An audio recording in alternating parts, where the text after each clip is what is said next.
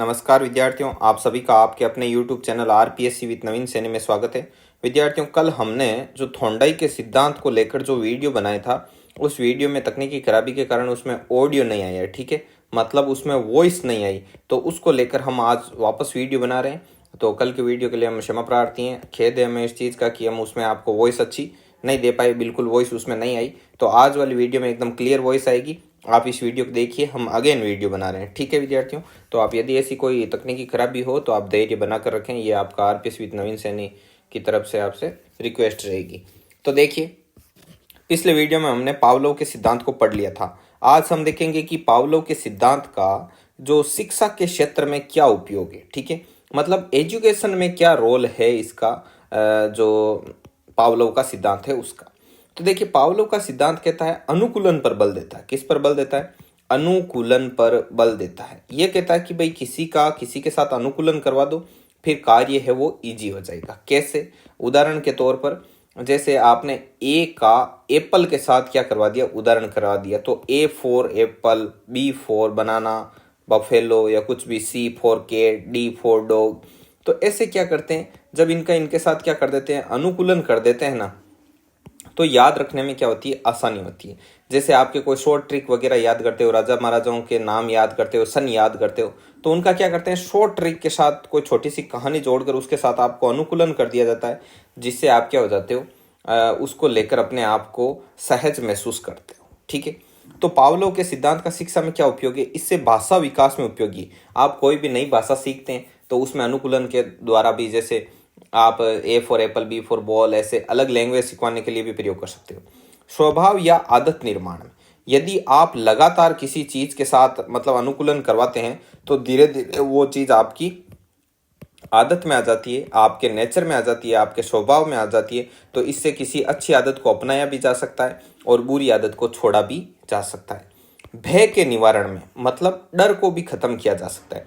जैसे एक बच्चा है, वो कोई छोटी से या कोई काले खिलौने से डरता है। ठीक है, तो अब आप एक दिन उसके पास में काला खिलौना ले जाओ, वो डरेगा। फिर दूसरे दिन थोड़ा और पास ले जाओ, वो डरेगा, रोएगा, लेकिन थोड़ा सा पास में ले जाकर हटा लो। फिर तीसरे दिन और ऐसे पास ले जाओ, चौथे ले जाओ, ऐसे धीरे धीरे वो काले खिलौने के साथ क्या हो जाएगा, अनुकूलित हो जाएगा। फिर उसको इस काले खिलौने से डर लगना एकदम क्या हो जाएगा, बंद हो जाएगा। ठीक है, तो भय का निवारण किया जा सकता है, गणित का विकास किया जा सकता है, दर्शन का विकास किया जा सकता है, समाजीकरण किया जा सकता है। समाज की किसी चीज़ों के साथ उसको बार बार अनुकूलित करवा के और समाजीकरण कर सकते हैं। प्रेम और घृणा भी पैदा की जा सकती है, डर का निवारण भी किया जा सकता है और डर डाला भी जा सकता है। जैसे एक टीचर आया, एक दिन डंडा लेके आया, बड़ा डंडा, और बच्चों को मतलब जम के कूट दिया। अब वो टीचर जितनी बार भी आएगा, साथ में सिर्फ डंडा ला के रखेगा टेबल में, तो भी सारे बच्चे क्या हो जाएंगे, चुप हो जाएंगे। आई बात समझ में? सहायक सामग्री के उपयोग में भी इसका प्रयोग किया जाता है। पुराने अनुभव के आधार पर कोई भी व्यवहार होना तो वो इसी के अंतर्गत आएगा। जैसे पुराना व्यवहार क्या है, जैसे मान लो आपसे ऐसे क्वेश्चन देके पूछेगा, और जैसे आपको बोला कि एक आदमी है, वो रोज अपने घर आता है और एक निश्चित जगह पर जूते उतारता है, जिस डोर में कहीं पर भी जहाँ रखता है जूते। ठीक है, अब उसको लकड़ी का जो बनाया हुआ था जूते रखने का, उसको वहां से हटा भी दें तो भी वो क्या होगा, ऑफिस आते ही ऑटोमेटिक वहां जाकर ढूंढेगा। फिर उसको पता चलेगा कि अरे यार, इसका स्थान परिवर्तन कर दिया ना। क्यों? क्योंकि वो इसके साथ क्या हो गया है, अनुकूलित हो गया है। वो अपने पुराने अनुभव के आधार पर जूते खोलने के लिए वहीं जा रहा है। तो ये किस अधिगम सिद्धांत के अंतर्गत है, तो ये अनुकूलित अनुक्रिया सिद्धांत के अंतर्गत माना जाएगा। ठीक है, अब आगे देखिए, ये पुराने अनुभव के आधार पर कोई व्यवहार हो तो ये हो गया संकेत अधिगम निर्माण में। संकेत अधिगम निर्माण का मतलब क्या है, जैसे आप जा रहे हो सड़क पर और आगे आपको एकदम ट्रैफिक लाइट है, वो कैसी दिखाई दी, एकदम रेड दिखाई दी। रेड दिखाई देते ही आप अपनी गाड़ी ऑटोमेटिक क्या कर दोगे, रोक दोगे। ऑटोमेटिक क्यों रोक दोगे? क्योंकि आपको वो लाल कलर के साथ अनुकूलित है, किसी ने आपको बोला नहीं है, लेकिन आपको पता है। आप रोज आते हो, जब आप छोटे थे तब भी आप देखते थे कि भाई लाल लाइट पर सब रुकते हैं, तो आप रुक रहे हो।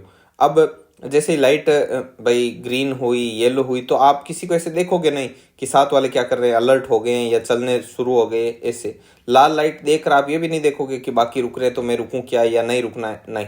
आप लाल लाइट के साथ अनुकूलित हो, जैसे रेड लाइट दिखी आप क्या हो जाओगे, रुक जाओगे। ठीक है, तो ये चीज थी। अब अपना सिद्धांत है उद्दीपन अनुक्रिया का सिद्धांत। उद्दीपन अनुक्रिया का सिद्धांत।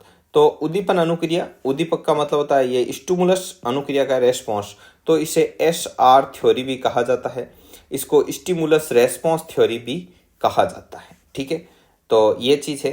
अब इसके उपनाम क्या क्या हैं? ठीक है, तो इस सिद्धांत को प्रयास और त्रुटि का सिद्धांत भी कहते हैं, प्रयत्न और भूल का सिद्धांत भी कहते हैं, संबंधवाद का सिद्धांत भी कहते हैं, संयोजनवाद का भी सिद्धांत कहते हैं, बंध का सिद्धांत कहते हैं, उत्तेजित अनुक्रिया का सिद्धांत भी कहते हैं, और मूल SR थ्योरी भी इसको कहा जाता है। अब इसमें क्या था, देखिए उद्दीपक अनुक्रिया के सिद्धांत में जैसे थॉर्नडाइक ने किया था ये प्रयोग, ये किसका है सिद्धांत? ये है अमेरिकी विद्वान एडवर्ड ली थॉर्नडाइक का सिद्धांत है, जिनका जन्म 1874 ईस्वी में हुआ था, और वो मूलतः क्या थे? एक पशु मनोवैज्ञानिक थे। मूलतः उनका पेशा क्या था? पशु मनोवैज्ञानिक। ठीक है, तो इन्होंने क्या प्रयोग किया? इन्होंने ये प्रयोग किया कि एक ऐसे, ये इनके जो प्रयोग का डायग्राम है, एक बक्सा लिया, इस बक्से में इस बिल्ली को डाला, ये भूखी बिल्ली है, ऐसे एक लीवर लगाया, इस पर पैर लगते ही ये क्या हो जाता है? ये बक्सा यहाँ से डोर खुल जाता है और बिल्ली बक्से से बाहर आ जाती है, और यहाँ पर क्या रख दिया? भोजन। अब देखो होगा क्या, इसने इसको बिल्ली डाली, यहाँ पे बिल्ली को अंदर रख दिया, तो बिल्ली के अंदर भूख लगी है, तो ये भूख है वो चालक का काम कर रही है। अब क्या करेगा? भूख लगी तो इसको स्टिमुलस अर्थात उद्दीपक, अर्थात इसको लक्ष्य दिखाई दे रहा है, इसको पाना है। तो अब ये इसके सामने क्या है? ये समस्या बॉक्स है, मतलब ये बाधाएं हैं, इन बाधाओं को इसको पार करना है, और इसके लिए ये बिल्ली क्या करेगी? उछल कूद करेगी, इसे कहेंगे अपन अनुक्रिया। जो क्रिया करेगी उसे हम क्या कहेंगे? अनुक्रिया। अब क्या होता है, किसी भी स्टिमुलस को हासिल करने के लिए यदि हम लगातार ये रेस्पॉन्स करेगी, तो पहले बार में क्या हुआ? बिल्ली ने 30-40 बार गलतियां की, और उसके बाद में आखिरकार इसने लीवर पर पैर रखा और ये बाहर आई और इसको खा लिया भोजन को। उसके बाद में रोज रोज ऐसा ही किया गया, तो फिर गलतियों की संख्या अर्थात भूलों की संख्या कम होती गई, प्रयत्नों की संख्या बढ़ने के साथ साथ भूलों की संख्या क्या होती गई? कम होती गई। मतलब फिर इसने 10 बार में खोला, बाद में 6 बार में, 7 बार में, और लास्ट में ऐसी कंडीशन आई कि जब बिल्ली को अंदर डाला, भाई रोज ऐसा ही करता वो, थॉर्नडाइक अंदर डाल देता, तो एक टाइम ऐसा आया कि बिल्ली ने क्या किया? सीधा लीवर पर पैर दबाया, बाहर आई और खाना खा के चली गई। आई बात समझ में? तो ये कहता है कि यदि आप निरंतर क्या करते हो, यदि आप निरंतर, एक सेकेंड, यदि आप निरंतर इसको ऐसे स्टिमुलस रेस्पॉन्स, ये लगातार स्टिमुलस और रेस्पॉन्स के बीच में अनुक्रिया की जाती है, तो धीरे धीरे ये इसमें क्या हो जाती है? अभ्यस्त हो जाती है। ये प्रयोग किया था थॉर्नडाइक ने। अब थॉर्नडाइक ने इस प्रयोग के आधार पर अपना सिद्धांत दिया था। ठीक है, तो थॉर्नडाइक एक अमेरिकी विद्वान था। ये प्रयास और त्रुटि का सिद्धांत, प्रयत्न और भूल का सिद्धांत, संबंधवाद, संयोजनवाद, बंध का सिद्धांत, उत्तेजित अनुक्रिया, मूल SR थ्योरी, ये इस सिद्धांत के नाम है। ठीक है, और ये नाम किस आधार पर है? देखो, बिल्ली ने बहुत सारे प्रयास किए तो उससे त्रुटियां भी होती गई, उसने बहुत सारे प्रयत्न किए तो कई भूलें हुई, वो बार बार इधर उधर उछल कूद भी करती थी। संबंधवाद, संयोजनवाद और बंध, तो इसका मतलब क्या है? स्टिमुलस और रेस्पॉन्स के बीच में क्या बन गया? बंध बन गया, संयोजन हो गया, संबंधवाद का सिद्धांत बोल सकते हैं। और उत्तेजित अनुक्रिया का सिद्धांत, उत्तेजित अनुक्रिया का सिद्धांत मतलब इसमें क्या हुआ कि बिल्ली ने लगातार अनुक्रियाएं की, उसके परिणाम स्वरूप उसको क्या मिली? सफलता मिली, और ये मूल SR थ्योरी, ये इसके अन्य नाम है। अब थॉर्नडाइक के नियम को 2 भागों में बांटा गया है। ठीक है, इसके एक मुख्य नियम है और एक गौण नियम है। मुख्य नियम में आता है तैयारी का नियम, अभ्यास का नियम, प्रभाव का नियम। तो ऐसे याद रखना कि आप यदि तैयारी करते हो किसी कंपटीशन एग्जाम की और लगातार अभ्यास करते हो, तो उसका प्रभाव है आपके रिजल्ट पर देखने को मिलेगा। तो ऐसे याद रह जाए कि मुख्य नियम की ऐसे शॉर्ट ट्रिक बना लेना। अब गौण नियम में कौन कौन से हैं? बहु प्रतिक्रिया का नियम, आंशिक क्रिया का नियम, मनोवर्ती का नियम, सादृश्यता का नियम और साहचर्य व्यवहार का नियम। ठीक है, अब देखो ये कैसे कैसे हैं। मुख्य नियम है ये मुख्य नियम, और ये क्या है? गौण नियम। तो मुख्य नियम में तैयारी का नियम है, अभ्यास का नियम है और प्रभाव का नियम है। इसमें बहु प्रतिक्रिया, आंशिक और ये आ गया। अब क्वेश्चन आएगा कि निम्न में से कौन सा थॉर्नडाइक के मुख्य नियम के अंतर्गत नहीं है? उसमें एक दिया हुआ रहेगा तैयारी, बी रहेगा अभ्यास, सी रहेगा प्रभाव, और डी में रह जाएगा मनोवर्ती का नियम। ठीक है, तो अब कौन सा नहीं है? मनोवर्ती नहीं है, क्योंकि मनोवर्ती गौण नियम में आता है। ठीक है, अब हम इनमें से एक एक करके और सभी को क्या करेंगे?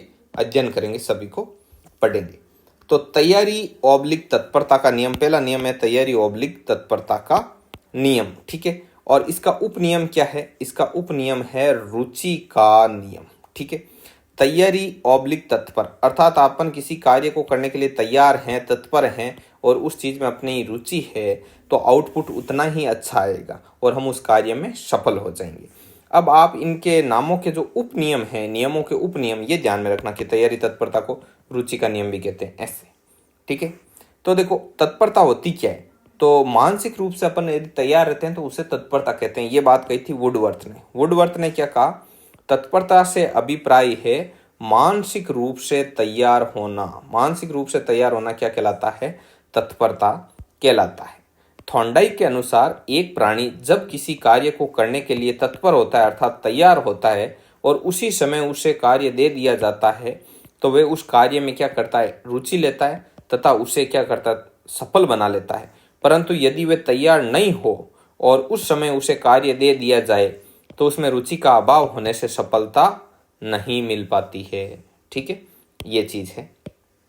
अब आगे देखो, अब आगे है अभ्यास का नियम। अभ्यास का नियम क्या कहता है, ये नियम कहता है कि यदि कोई चीज हमारे उपयोग की होती है तब हम उसका बार बार अभ्यास करते हैं और उसमें हम क्या हो जाते हैं, मतलब परफेक्ट होते जाते हैं, आगे से आगे उसमें हम में क्या आती जाती है, परफेक्टनेस आती जाती है।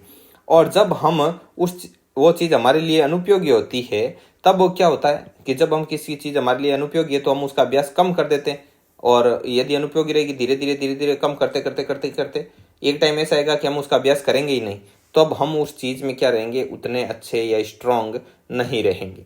यही नियम है। तो अभ्यास के नियम का उपनियम कहलाता है उपयोग अनुपयोग का नियम। ठीक है, तो इसको लेकर हम शुरू करते हैं।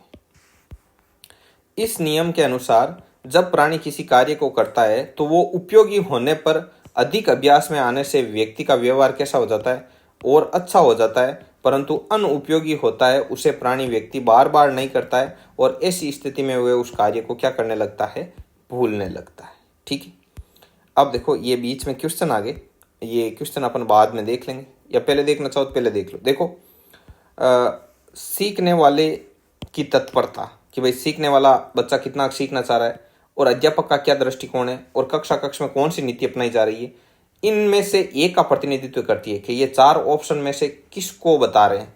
तो ये बता रहे हैं सीखने की स्थिति को। थॉर्नडाइक ने पहली बार कब कहा था कि जो प्राणी होता है वो प्रयास और त्रुटि से सीखता है, तो 1898 ईस्वी में थॉर्नडाइक ने पहली बार कहा था कि प्राणी प्रयास और त्रुटि से सीखता है। और तत्परता के नियम का संबंध किससे, तो तत्परता के नियम का संबंध है वो अधिगम से है। ठीक है, व्यवहार के SR संप्रत्यय को अस्वीकार करते हुए किस मनोवैज्ञानिक ने SOR संप्रत्यय बना दिया था, तो ये बना दिया था वुडवर्थ ने। वुडवर्थ ने कहा था केवल स्टिमुलस और रेस्पॉन्स से काम नहीं चलेगा कि भाई आप केवल स्टिमुलस दिखा दिया और आप रेस्पॉन्स लगातार करते जा रहे हो और आपको अधिगम हो जाएगा। नहीं, यदि आप रेस्पॉन्स कर रहे हो तो इसका मतलब ये है कि उस स्टिमुलस के बारे में आपको अच्छी क्या है, जानकारी है। ओ का मतलब है ऑर्गेनिज्म अर्थात संज्ञानात्मक क्षेत्र, अर्थात कोई भी प्राणी उसी के लिए अनुक्रिया करता है, उसी चीज के लिए अनुक्रिया दर्शाता है जिसके बारे में उसको क्या हो, जानकारी हो। अर्थात स्टिमुलस को वो अच्छे से जानेगा तभी वो क्या करेगा, रिएक्शन करेगा, रेस्पॉन्स करेगा और तभी वो क्या बनेगा, आपके अधिगम होगा। ठीक है, तो ये चीज है। तो कोई भी प्राणी उसी व्यवहार को करता है जिसके लिए उसे क्या हो, ज्ञान हो। ये बात किसने कही थी, वुडवर्थ ने। अधिगम का निष्पादन है, निष्पादन मतलब आउटपुट या परिणाम। परिणाम क्या है, अधिगम का परिणाम क्या है, तो अधिगम का परिणाम है एक तो दृष्टिकोण और ज्ञान और कौशल। मतलब यदि अधिगम का परिणाम ये है कि जब कौशल आ जाता है व्यक्ति में तो उसे क्या कहते हैं, अधिगम का परिणाम कहते हैं। कि जैसे अधिगम का परिणाम मतलब आपने कुछ सीख लिया है तो इसका क्या आउटपुट आएगा, तो आपके अंदर ज्ञान आएगा, आपका कौशल निखार होगा, आपका दृष्टिकोण में परिवर्तन होगा। आशु बेल के अनुसार किस प्रकार सीखने में समस्या का समाधान निहित होता है, तो खोजपूर्ण सीखने में समस्या का समाधान निहित होता है। ये कई बार CTET के एग्जाम में पूछा हुआ क्वेश्चन है। और निष्पादन में परिवर्तन, निष्पादन मतलब आउटपुट में परिवर्तन अभ्यास का फल होता है। ये प्रक्रिया किसकी है, सीखने की, क्योंकि जब आप सीखते हो तो आपके आउटपुट में परिवर्तन आता है अभ्यास के फलस्वरूप। ठीक है, तो ये चीज है। आगे देखो प्रभाव का नियम। प्रभाव का नियम क्या कहता है कि जब भी आप कोई कार्य करते हो तो उसका नो डाउट रिजल्ट आता है। ठीक है, और रिजल्ट यदि पॉजिटिव आए तो उसे व्यक्ति को क्या प्राप्त होता है, संतोष, और नेगेटिव आए तब क्या प्राप्त होता है, असंतोष। ठीक है, तो संतोष की प्राप्ति होती है तब वो उस कार्य को पुनरावृत्ति करता है, और असंतोष होने पर पुनरावृत्ति करने की प्रायोरिटी कम होती है। तो इस नियम के अनुसार जब भी व्यक्ति या प्राणी किसी कार्य को करता है तो उसके परिणाम भी निश्चित रूप से आते हैं, और परिणाम सकारात्मक होने पर हमें संतोष की प्राप्ति होती है तथा नकारात्मक होने पर असंतोष मिलता है। और इस आधार पर इस नियम का उपनियम क्या कहलाता है? संतोष असंतोष का नियम कहलाता है। तो मतलब प्रभाव के नियम का उपनियम क्या है? संतोष असंतोष का नियम। अब आगे है घौण नियम। घौण नियम में पहला है बहु प्रतिक्रिया का नियम। बहु प्रतिक्रिया का मतलब क्या है? बहुत सारी प्रतिक्रिया करो, मतलब ढेर सारी आपको प्रतिक्रिया करनी है किसी भी चीज के लिए। मतलब ज्यादा से ज्यादा आपको क्या करनी है? प्रैक्टिस करनी है, कई प्रकार की प्रतिक्रियाएं करनी है। जैसे कंपटीशन की तैयारी करने के लिए आप ऑनलाइन वीडियो लेक्चर देखते हो, ऑफलाइन क्लास ज्वाइन करते हो, टेस्ट सीरीज ज्वाइन करते हो, विभिन्न प्रकार की जो गाइड है वो पढ़ते हो, विभिन्न प्रकार के टेस्ट देते हो ऑनलाइन ऑफलाइन। तो ये क्या है? बहु प्रतिक्रिया। जब एक व्यक्ति किसी कार्य को सफल बनाने की दिशा में कार्य करते हुए भिन्न भिन्न प्रतिक्रिया या व्यवहार अपनाता है तो यह बहु प्रतिक्रिया का नियम कहलाता है। जैसे एक प्रतियोगी अपनी सफलता को प्राप्त करने के लिए क्या करता है? अनेक माध्यमों का क्या लेता है? सहारा लेता है। ठीक है। आंशिक अनुक्रिया का नियम। आंशिक अनुक्रिया मतलब छोटी छोटे टुकड़ों में आप क्या कर लो? किसी भी कार्य को क्या कर लो? बांट लो। छोटे छोटे किसी कार्य के क्या कर लो? टुकड़े कर लो, और उसके आधार पर होता है। तो जब कोई कार्य पूरा करने के लिए हम उसे छोटे छोटे भागों में बांट देते हैं, विभाजित कर लेते हैं तथा उनके एक एक अंश को पूरा करते हुए कार्य की पूर्णता को प्राप्त करते हैं तो यह आंशिक अनुक्रिया होती है। ठीक है। तो ये क्या होती है? आंशिक अनुक्रिया होती है। मतलब छोटे छोटे भागों को पूरा करते हुए पूरे कार्य को समाप्त कर लेना। जैसे एक शिक्षक अपने संपूर्ण पाठ्यक्रम को कई इकाइयों में बांट लेता है और एक एक इकाई को पढ़कर पाठ्यक्रम को क्या कर लेता है? पूरा कर लेता है। ठीक है। देखो आगे है सादृश्यता का नियम। सादृश्यता का मतलब क्या होता है? किसी भी चीज, कोई चीज आपके पहले देखी हुई है और आप उस आधार पर किसी कार्य व्यवहार को कर रहे हो तो ये सादृश्यता का नियम कहता है। जैसे आपने खाना बनाते हुए देखा किसी को और उसके बाद आपने बनाना शुरू कर दिया, या आपने किसी को पेड़ से फल तोड़ते हुए देखा फिर आपने तोड़ना शुरू कर दिया, तो ये कहलाता है सादृश्यता का नियम, आत्मीकरण का नियम। अर्थात आप अपने पूर्व अनुभव के आधार पर कोई कार्य कर रहे हो। जैसे जब कोई व्यक्ति किसी कार्य को अपने दृश्य या पूर्व जानकारी के आधार पर पूर्ण कर लेता है तो ये सादृश्यता का व्यवहार कहलाता है, और इस व्यवहार को आत्मीकरण का व्यवहार भी कहा जाता है। जैसे एक बालिका अपनी माँ को खाना बनाते हुए देखती है और फिर वे भी ऐसा ही खाना बनाने लग जाती है या वैसा ही बना लेती है, तो इसे क्या कहते हैं? सादृश्यता का नियम। आगे है मानसिक विन्यास का नियम। मानसिक विन्यास का नियम क्या कहलाता है? ये मानसिक विन्यास का मतलब है आपकी मेंटल सिचुएशन। यदि आप मेंटली किसी चीज को लेकर यदि पॉजिटिव हैं तो आपकी उस कार्य में सफलता मिलने की संभावना ज़्यादा है, और आपकी मेंटल सिचुएशन पहले से ही नेगेटिव है तो उसमें आपको सफलता मिलने की जो प्रायोरिटी है वो क्या हो जाती है? कम हो जाती है। तो देखो कि हमारी मानसिकता जब किसी कार्य के प्रति सकारात्मक होती है तो उस कार्य को हम क्या कर लेते हैं? उस कार्य को हम आसानी से क्या कर लेते हैं? पूरा कर लेते हैं, परंतु नकारात्मकता के समय उसे ठीक तरह से नहीं कर पाते हैं। अर्थात जो मानसिकता है, जो मानसिक स्थिति है, वो हमारे परिणामों को, रिजल्ट को क्या करती है? प्रभावित करती है। जैसे मन के हारे हारे, मन के जीते जीत। अर्थात यदि मन से हारे हुए तो उनको हार मिलने की ज़्यादा संभावना रहती है, और कोई मन से जीता हुआ है तो उसके हारने की संभावना बहुत ही क्या है? कम है। ठीक है। तो ये मानसिक स्थिति को स्पष्ट करता है। आगे है साहचर्य व्यवहार का नियम। साहचर्य व्यवहार का मतलब क्या है? इसमें एक कहावत देख लो, खरबूजे को देखकर खरबूजा रंग बदलता है, वो वाला नियम लागू होता है। साहचर्य व्यवहार मतलब आप किसी के साथ रहते हो और उसके व्यवहार में कोई चीजें हैं तो पूरी संभावना है कि वो चीजें कुछ समय बाद आपके अंदर भी देखने को मिलेगी। अर्थात संगत का असर होता है। तो एक तरीके से थॉर्नडाई का सिद्धांत अच्छी संगत रखने पर भी बल देता है। तो साहचर्य व्यवहार का नियम क्या कहता है कि जब एक व्यक्ति या प्राणी दूसरे के साथ व्यवहार करता है तो एक का व्यवहार दूसरे के व्यवहार में जरूर प्रकट होता है। अर्थात व्यवहार के कारण व्यवहार में आने वाला स्थायी परिवर्तन ही क्या कहलाता है? साहचर्य व्यवहार को दर्शाता है। जैसे एग्जाम्पल के तौर पर कि एक पालतू कुत्ता घर के मुखिया के साथ बच्चों जैसा व्यवहार करता है। क्यों? क्योंकि जो बच्चे हैं वो घर के मुखिया के साथ खेलते रहते हैं, हर समय हंसी मजाक करते हैं, और कुत्ता रोज उन बच्चों को देखता है, तो फिर जैसा बच्चा करते हैं वैसे ही वो घर के मुखिया के साथ वो कुत्ता भी करने लग जाता है। ये है साहचर्य व्यवहार का नियम। अब थॉर्नडाई के सिद्धांत की क्या उपयोगिता है? मतलब थॉर्नडाइक के सिद्धांत है उसकी हमारे डेली लाइफ में और एजुकेशन में बाकी अन्य क्षेत्रों में क्या क्या उपयोगिता है। तो थॉर्नडाइक का सिद्धांत अभ्यास पर बल देता है। ये चीज़ आपने देखी होगी कि ये सिद्धांत अभ्यास के महत्व को स्पष्ट करता है। मतलब अपन जितनी प्रैक्टिस करते हैं, जितनी ज़्यादा से ज़्यादा अपन प्रैक्टिस करते हैं उतने ही परफेक्ट होते जाते हैं। ये बोलता है थॉर्नडाइक का सिद्धांत। अर्थात प्रयत्नों की संख्या को बढ़ाने पर भूलों की संख्या में क्या आती है, कमी आती है। प्रयासों की संख्या बढ़ाने पर त्रुटियों की संख्या में कमी आती है। अर्थात ये सिद्धांत अभ्यास के महत्व को बताता है। मंद बुद्धि बालकों के लिए सर्वाधिक उपयोगी है, क्योंकि मंद बुद्धि बालकों को ज़्यादा अभ्यास की आवश्यकता होती है, तो उनके लिए उपयोगी। ये प्रयास व त्रुटि से सीखने पर बल देता है। अर्थात आप प्रैक्टिस करो और फिर आपकी जो त्रुटियां होंगी वो कम होती जाएगी। अर्थात आप प्रयास करते जाओ और त्रुटियों से सीखते जाओ, इस पर यह बल देता है। यह मानसिक सकारात्मकता पर भी बल देता है। मानसिक सकारात्मक मतलब जैसे सकारात्मकता पर बल देता है कि आप मेंटली कितने पॉजिटिव हो, उस पर आपकी सफलता प्रभावित करती है। मतलब सफलता इस चीज़ को प्रभावित करती है कि आप कितने मेंटली ये पॉजिटिव होते हो ना, उसका फर्क पड़ता है आपकी सफलता पर। तो ऐसा कहना चाहता है ये। तो अब मानसिक सकारात्मकता पर बल देता है। ये कहता है कि आप ज़्यादा से ज़्यादा आपको मेंटली पॉजिटिव रहना चाहिए। ये व्यक्ति को परिश्रमी और साहसी भी बनाता है। मतलब व्यक्ति को ज़्यादा से ज़्यादा अभ्यास करने पर बल देता है। तो बस तो परिश्रमी बनाएगा, साहसी बनाता है। यह सिद्धांत आदत निर्माण में अभ्यास को महत्व देता है। ये कहता है कि आप किसी चीज़ की लगातार आप यदि उसकी प्रैक्टिस करते जाओ तो धीरे धीरे वो आपकी आदत बन जाती है। तो इस पर भी बल देता है। ये सही संगत करने पर बल देता है। ये भी आपने देखा होगा, इसने बताया था साहचर्य व्यवहार का नियम। तो उससे ये स्पष्ट होता है कि सही संगत करनी चाहिए, क्योंकि एक व्यक्ति का व्यवहार दूसरे में जरूर प्रकट होता है। और सीखने में प्राचीन अनुभवों के योगदान को बताता है। तो प्राचीन अनुभव किस में आएंगे, आपके सादृश्यता के नियम में। अर्थात आपने पहले कुछ देख रखा है, आपके पूर्व अनुभव है, वो आपके वर्तमान में होने वाले व्यवहार को क्या करते हैं, प्रदर्शित करते हैं। तो ये चीज़ थी।